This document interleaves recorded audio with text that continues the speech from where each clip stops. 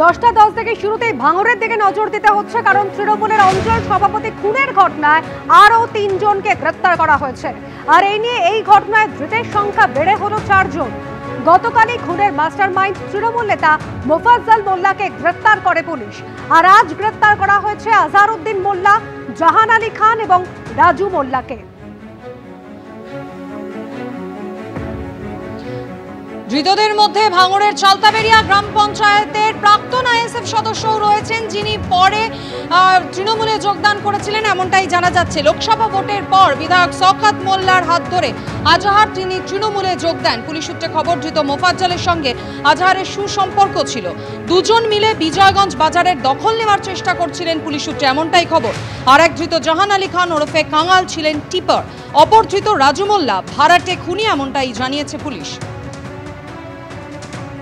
Mastermind Trinamool নেতা মোফাজ্জল মোল্লাকে গতকালই গ্রেপ্তার করা হয়েছিল। আর এরই সঙ্গে আরও 3 জনকে গ্রেপ্তার করা হলো ভাঙড়ের তৃণমূলের অঞ্চল সভাপতি খুনের ঘটনায়। হিন্দল দে আমাদের প্রতিনিধি এই মুহূর্তে রয়েছেন আমাদের সঙ্গে। হিন্দল, মোফাজ্জল মোল্লা তৃণমূল নেতা, গতকালই জানা গিয়েছিল যদিও ক্যানিং পূর্বে তৃণমূল বিধায়ক শওকত মোল্লা সেটা অস্বীকার করেছিলেন। আজ যে 3 জনকে গ্রেপ্তার করা হয়েছে, আজহারউদ্দিন মোল্লা, এর সঙ্গেও তৃণমূলের যোগাযোগ রয়েছে, এবং ঠিক কিভাবে, কোথা থেকে এই 3 জনকে আজ গ্রেপ্তার করলো পুলিশ? একেবারে তোমাকে বলে রাখি, দেখো এই ঘটনার পর অর্থাৎ বৃহস্পতিবার রাতে রেজ্জাক খান তৃণমূল নেতা, তাকে খুনের ঘটনায় তৃণমূলের পক্ষ থেকে কিন্তু শওকত মোল্লা বারংবার বলছিলেন যে নেপথ্যে আইএসএফ রয়েছে, আইএসএফ এর দুষ্কৃতীরা রয়েছে। কিন্তু ঘটনার 3 দিনের মাথায় যখন এই মোফাজ্জল মোল্লাকে গ্রেপ্তার করা হলো, দেখা গেল যে মোফাজ্জল মোল্লা সে আর কেউই নয়, সে চালতাবেড়িয়ার আরেকজন নেতা তৃণমূল কংগ্রেসের।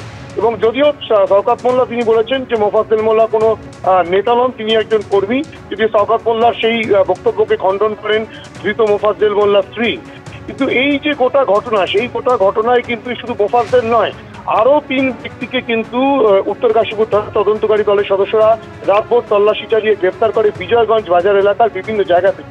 এবং তাদের মধ্যে আজহারউদ্দিন মোল্লা বলে এক ব্যক্তিকে গ্রেপ্তার করেছে, যে মাস্টারমাইন্ড যেমন মোফাজ্জল বলা হচ্ছিল, মাস্টারমাইন্ড কিন্তু এই আজহারউদ্দিন মোল্লাও। এবং এই আজহারউদ্দিন মোল্লা এবং মোফাজ্জলের মধ্যে সম্পর্ক ছিল। এবং যেটা পুলিশ সূত্রে জানা যাচ্ছে যে এই আজহারউদ্দিন মোল্লা সে 2024-এর লোকসভা নির্বাচনের পর আইএসএফ ছেড়ে সে শওকত মোল্লার হাত ধরেই তৃণমূল কংগ্রেসে যোগদান করে। এবং বাকি আর যে 2 জন রয়েছে, রাজু মোল্লা এবং কাঙাল, এই রাজু মোল্লা হচ্ছে ভাড়াটে খুনি। এখনো পর্যন্ত তদন্তকারীরা তেমনটাই জানতে পেরেছেন, অর্থাৎ খুনটা যে করেছিল তাদের মধ্যে একজন কিন্তু এই রাজু মোল্লা। আর এবং এই যে কাঙাল, যে ব্যক্তির নাম উঠে আসছে, যাকে পুলিশ গ্রেফতার করেছে, কাঙাল হলো কিপার। গোটা ঘটনাটা অর্থাৎ রেজ্জাক থেকে বেরোচ্ছে, কখন কোন জায়গায় রয়েছে, তার পজিশন কি, তার সাথে কে রয়েছে, কোন কতদূর পর্যন্ত পৌঁছলো, সমস্ত তথ্য কিন্তু দুষ্কৃতীদের হাতে তুলে দিচ্ছিল এই কাঙাল। অর্থাৎ এই গোটা ঘটনায় এখনো পর্যন্ত তৃণমূলের কংগ্রেস পক্ষ থেকে, গতকালও শওকত মোল্লা বলেছেন যে আইএসএফ জড়িত রয়েছে, কিন্তু এখনো পর্যন্ত পুলিশ যাদেরকে গ্রেপ্তার করেছে তারা কিন্তু প্রত্যেকেই তৃণমূলের।